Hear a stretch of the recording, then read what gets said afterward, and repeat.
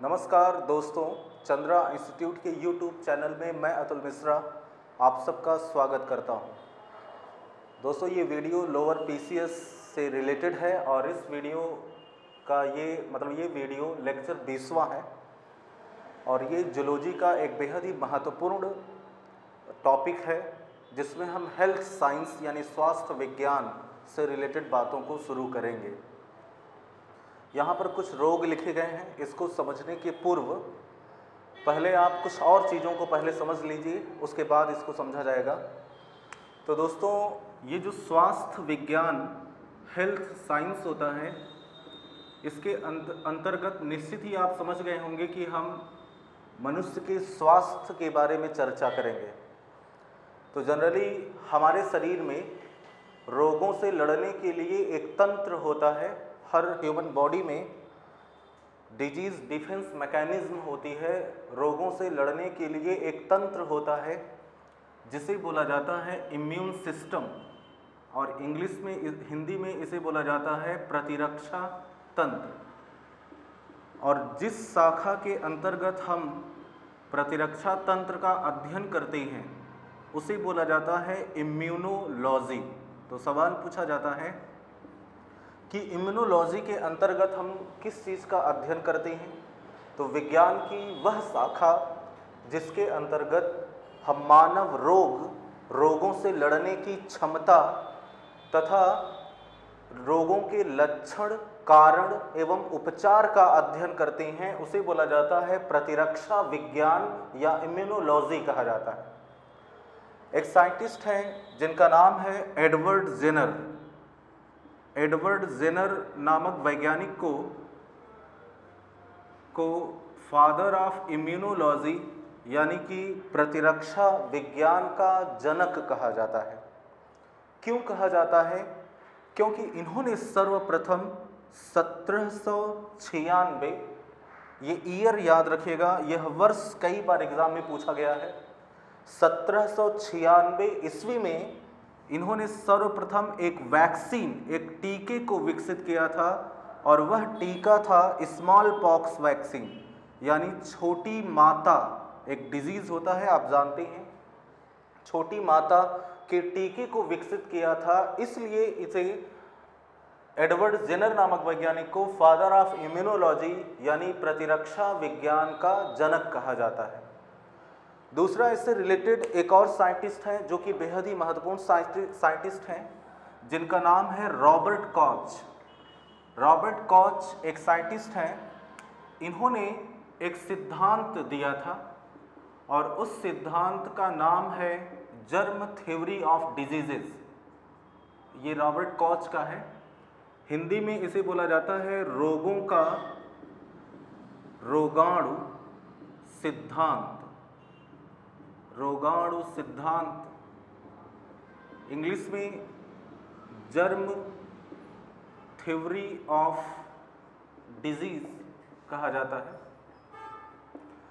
इन्होंने बताया कि रॉबर्ट कोच ने इस सिद्धांत में बताया कि रोग किसी न किसी सूक्ष्म जीव के कारण होते हैं, किसी न किसी माइक्रो ऑर्गेनिजम्स के कारण होते हैं, जिसे पैथोजन कहा जाता है। उस सूक्ष्म जीव को पैथोजन और हिंदी में रोगाणु कहा जाता है। उसके कारण, सूक्ष्म जीवों के कारण ही रोग होते हैं। उसके बाद बात चली है रोगों की, तो आप जान जाइए कि रोग जो होते हैं वो दो प्रकार के होते हैं। रोग दो प्रकार का, एक होता है जन्मजात रोग, जन्मजात रोग जिसे इनबॉर्न डिजीज कहा जाता है। नाम से पता चल रहा है कि ऐसा रोग जो मनुष्यों में जन्म से ही होता है, या ऐसा रोग जो मनुष्यों में माता के गर्भ से ही हुआ रहता है, उसे बोला जाता है जन्मजात रोग। और ये जो रोग होते हैं ये पीढ़ी दर पीढ़ी स्थानांतरित होते हैं, एक जनरेशन से दूसरे जनरेशन में ट्रांसफर होते हैं। इसलिए इसे इनहेरिटेड डिजीज भी कहा जाता है, आनुवंशिक रोग या जेनेटिक डिजीज भी कहा जाता है। इसका एग्जाम्पल है, पहला एग्जाम्पल है कलर ब्लाइंडनेस। जिसे वर्णांधता कहा जाता है, कलर ब्लाइंडनेस। दूसरा है हीमोफीलिया, हीमोफीलिया। तीसरा है अल्बिनिज्म और चौथा है सिंड्रोम। ये 4 प्रकार के रोगों को खासकर इनहेरिटेड डिजीज यानी कि जन्मजात रोग की श्रेणी में रखा जाता है। कलर ब्लाइंडनेस के बारे में आप जानते हैं कि ऐसा रोग जिसमें रोगी को लाल और हरे रंग की पहचान नहीं हो पाती, ऐसा रोग जिसमें रोगी लाल और हरे रंग की पहचान नहीं कर पाता, उसे बोला जाता है वर्णांधता रोग। केवल यही नहीं पूछा जाता है एग्जाम में, ये भी पूछा जाता है कि वर्णांधता रोग के जीन किस गुणसूत्र में पाए जाते हैं। तो याद रखिएगा, जितने भी आनुवंशिक रोग होते हैं उन सब के जीन X गुणसूत्र पर पाए जाते हैं, X गुणसूत्र पर। तो वर्णांधता का भी जीन X गुणसूत्र पर पाया जाता है, इसलिए वर्णांधता को X लिंक्ड डिजीज कहा जाता है, X लिंग संलग्न रोग कहा जाता है। उसी प्रकार से हीमोफीलिया का भी जीन X गुणसूत्र पर पाया जाता है और एल्बिनिज्म का भी गुणसूत्र जीन X गुणसूत्र पर पाया जाता है। अब हीमोफीलिया क्या होता है? हीमोफीलिया एक ऐसा रोग है जिसके जीन X गुणसूत्र पर पाए जाते हैं और इस रोग में रुधिर का थक्का नहीं बन पाता है और लगातार रुधिर बहने से रोगी की मृत्यु हो जाती है, इसलिए इसे ब्लीडर्स डिजीज कहा जाता है। हीमोफीलिया की खोज सबसे पहले इंग्लैंड की महारानी विक्टोरिया के ग्रैंडसन नाती में किया गया था, इसलिए इसे रॉयल डिजीज के नाम से भी जाना जाता है। नेक्स्ट है एल्बिनिज्म। एल्बिनिज्म एक ऐसा रोग है जिसमें त्वचा का रंग सफ़ेद होने लगता है, इसे रंजकहीनता के नाम से जाना जाता है और इसके भी जो जीन होते हैं वो X गुणसूत्र पर पाए जाते हैं। सबसे ज़्यादा जो वर्तमान समय का मोस्ट वांटेड टॉपिक है वो है सिंड्रोम। सिंड्रोम क्या होता है? तो दोस्तों आप जानते हैं कि मनुष्य में 46 गुणसूत्र होते हैं और इन 46 गुणसूत्र में से 44 गुणसूत्र स्त्री तथा पुरुष में समान होते हैं, इसलिए इसे ऑटोसोम कहा जाता है। एग्जाम में ये भी सवाल पूछा जाता है कि मनुष्यों में ऑटोसोम की संख्या कितनी होती है? तो मनुष्यों में ऑटोसोम की संख्या 44 यानी 22 पेयर 22 जोड़ी होती है और 2 गुणसूत्र ऐसे होते हैं जो स्त्री तथा पुरुष में अलग अलग होते हैं, इसलिए इसे हेटेरोसोम विषम गुणसूत्र या सेक्स क्रोमोसोम के नाम से जाना जाता है। ये पुरुषों में XY होता है और महिलाओं में XX होता है। तो जनरली मनुष्य में 46 गुणसूत्र 23 जोड़ी 22 जोड़ी स्त्री तथा पुरुष में समान होता है, जिसे ऑटोसोम कहा जाता है, जबकि 2 गुणसूत्र यानी 1 जोड़ी गुणसूत्र अलग अलग होता है, जो कि पुरुषों में XY और महिलाओं में XX होता है, जो कि सेक्सुअली डिटरमाइन में सेक्स को रिकॉग्नाइज करता है, इसलिए इसे सेक्स क्रोमोसोम के नाम से भी जाना जाता है। ये एक नॉर्मल कंडीशन में जनरली यही होता है, लेकिन कभी कभी गुणसूत्रों की संख्या में परिवर्तन हो जाता है। किसी किसी व्यक्ति में गुणसूत्रों की संख्या में परिवर्तन हो जाता है, यानी कि कभी कभी गुणसूत्र अधिक हो जाते हैं, 46 से 47 भी हो सकते हैं, कभी कभी गुणसूत्र कम भी हो सकते हैं, 46 से 45 भी हो सकते हैं, कभी कभी गुणसूत्रों की संख्या एग्जैक्टली सेम रहती है, लेकिन गुणसूत्रों का कोई एक भाग टूटकर गायब हो जाता है, डिलीट हो जाता है, जिससे मनुष्य में एक विकार उत्पन्न होता है जिसे सिंड्रोम के नाम से जाना जाता है, सिंड्रोम के नाम से। तो ऐसा रोग जिसमें रोगी लाल और हरे रंग की पहचान न कर पाए वो कलर ब्लाइंडनेस है, जिसमें रुधिर का थक्का नहीं बन पाता वो हीमोफीलिया, और जिसमें त्वचा का रंग उड़ने लगता है उसे अल्बिनिज्म, और जब गुणसूत्रों की संख्या में परिवर्तन होने लगता है तो उसे सिंड्रोम के नाम से जाना जाता है। अब जो दूसरे प्रकार का रोग होता है वो जन्म के उपरांत होता है, जिसे एक्वायर्ड डिजीज कहा जाता है। जो दूसरा रोग है एक्वायर्ड डिजीज, हिंदी में इसे बोला जाता है उपार्जित रोग। उपार्जित रोग ये किसी न किसी सूक्ष्म जीव के संक्रमण हो जाने के कारण होते हैं, या अंग में कोई खराबी हो जाने के कारण, किसी हार्मोन की कमी हो जाने के कारण, या किसी भी अन्य पदार्थों का इन्फेक्शन हो जाने के कारण ये रोग होते हैं। और ये रोग दो प्रकार के होते हैं। एक ऐसा रोग होता है जो मनुष्यों में छुआछूत, वायु, जल, भोजन आदि के द्वारा फैलता है, जिसे संक्रामक रोग, कम्युनिकेबल डिजीज कहा जाता है। और जो दूसरे प्रकार का रोग होता है जो इन कारणों से नहीं फैलता, इसे असंक्रामक रोग या नॉन कम्युनिकेबल डिजीज कहा जाता है। असंक्रामक रोग में जैसे कैंसर है, जैसे डायबिटीज है, आदि टाइप के रोग असंक्रामक रोग की श्रेणी में रखे जाते हैं। सबसे ज़्यादा जो आपके एग्जाम के लिए महत्वपूर्ण रोग है वो है संक्रामक रोग, कम्युनिकेबल डिजीज, जो कि यहाँ पर एक टेबल बना दिया गया है। देखिए, संक्रामक रोग जनरली 3 प्रकार का होता है। एक होता है सिंपल कम्युनिकेबल डिजीज, यानी साधारण संक्रामक रोग। जो दूसरा रोग होता है उसे बोला जाता है रुधिर संक्रमण से होने वाला रोग, यानी ब्लड ट्रांसफ्यूजिबल डिजीज। और जो तीसरा है वो है लैंगिक संपर्क से होने वाला रोग, यानी एसटीडी, जिसे सेक्सुअली ट्रांसमिटेड डिजीज के नाम से जाना जाता है। तो संक्रामक रोग जनरली 3 प्रकार का, साधारण रुधिर संक्रमण से होने वाला रोग, और तीसरा है लैंगिक संपर्क से होने वाला रोग। बात करते हैं सबसे पहले साधारण संक्रामक रोग के बारे में। तो अभी मैंने बताया कि संक्रामक रोग किसी न किसी सूक्ष्म जीव के कारण होता है, और दूसरा चीज ये छुआछूत आदि कारणों से फैलता है। तो साधारण संक्रामक रोग के 4 रीजन यहाँ पर दिए गए हैं।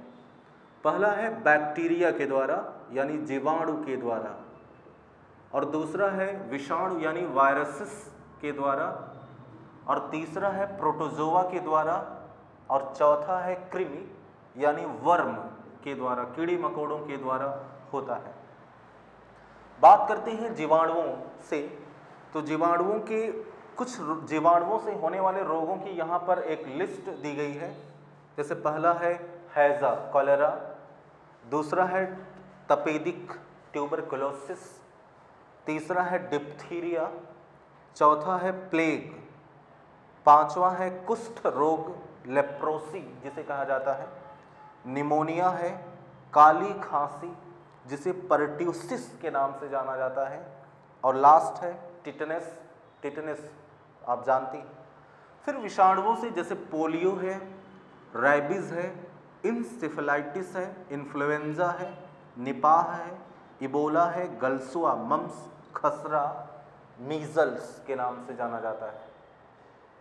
उसी प्रकार से प्रोटोजोआ के कारण मलेरिया है, डेंगू है जिसे किंग ऑफ फीवर, बुखारों का राजा कहा जाता है, पायरिया है, निद्रा ज्वर है, काला जार है, कृमि से हाथी पांव जिसे एलिफेंटियासिस या फाइलेरिया के नाम से, एस्कैरियासिस, एस्कैरिस, टीनियासिस यानी टीनिया सोलियम के कारण होता है। अब दोस्तों यहाँ पर आपको मैं ये बताना चाहूँगा कि कैसे सवाल पूछे जाते हैं। सवाल तो पूछे ही जाते हैं, निश्चित है, आप जानते भी होंगे। तो सवाल यहाँ पर जो पूछे जाते हैं वो 3 प्रकार के सवाल पूछे जाते हैं।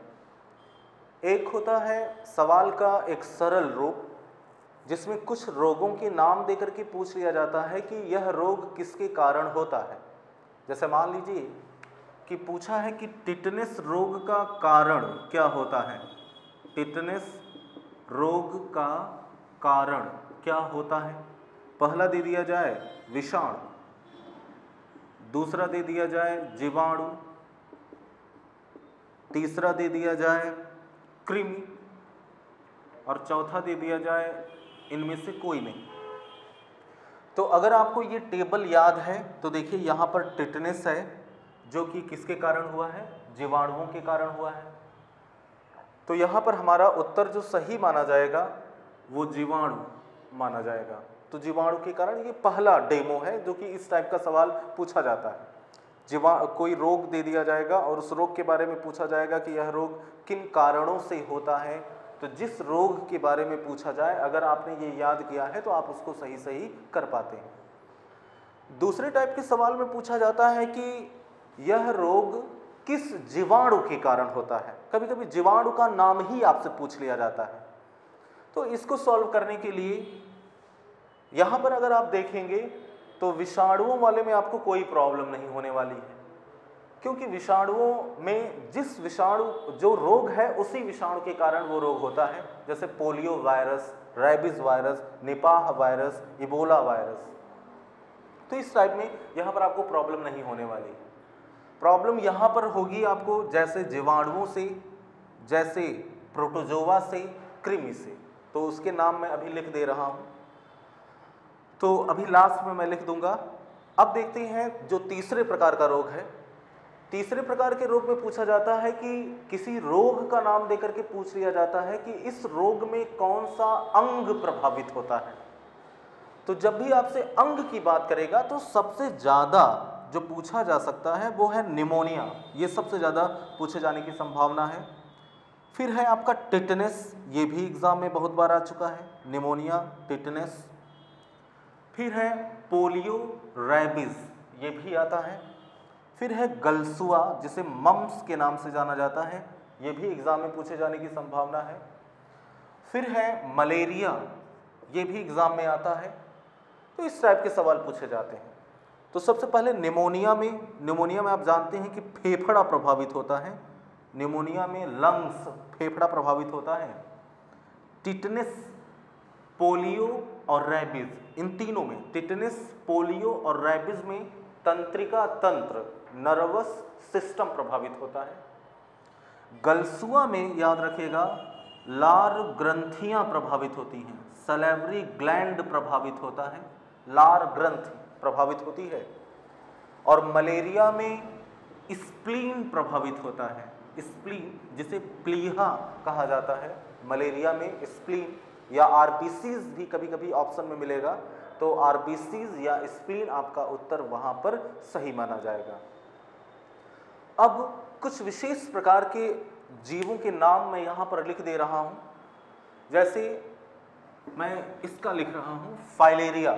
फाइलेरिया जो होता है वो एक प्रकार की कृमि के द्वारा होता है जिसका नाम है वाउचेरिया बैनक्रॉफ्टी। वाउचेरिया बैनक्रॉफ्टी के कारण फाइलेरिया हो जाता है। एस्कैरियासिस जो होता है वो एस्कैरिस के कारण होता है, एस्कैरिस के कारण। और टीनियासिस जो होता है वो टीनिया सोलियम के कारण होता है, टीनिया सोलियम के कारण होता है। अब जीवाणुओं वाले में, हाँ, मलेरिया के बारे में याद रखिएगा। मलेरिया, इसको मैं इधर से मिटा दे रहा हूं ताकि आपको और ज़्यादा क्लियर हो जाए। मलेरिया जो होता है वो प्लाज्मोडियम के कारण होता है, याद रखिएगा। प्लाज्मोडियम मच्छर के कारण नहीं होता है, ये मच्छर के कारण फैलता है, फीमेल एनाफिलीज मॉस्किटो के कारण फैलता है। डेंगू जो होता है वो स्पोरोजोआ के कारण होता है, स्पोरोजोआ के कारण। पायरिया जो होता है वो एंट अमीबा के कारण होता है, एंट अमीबा। निद्रा ज्वर जो होता है वो आपका ट्रिप्नोसोमा के कारण होता है, ट्रिप्नोसोमा। और कालाजार जो होता है वो लीशमैनिया के कारण होता है, लीशमैनिया के कारण होता है। तो दोस्तों ये था कुछ जीवों के बारे में। अब आपको नेक्स्ट वीडियो में हम बॉटनी शुरू करने वाले हैं, वनस्पति विज्ञान से जुड़ी हुई कुछ चीज़ों को कंसीडर करेंगे। ये आपका जूलॉजी का लास्ट वीडियो था। और इस तरीके से आपको नेक्स्ट वीडियो में आपको बॉटनी वनस्पति विज्ञान से संबंधित जानकारी दी जाएगी। Thank you so much.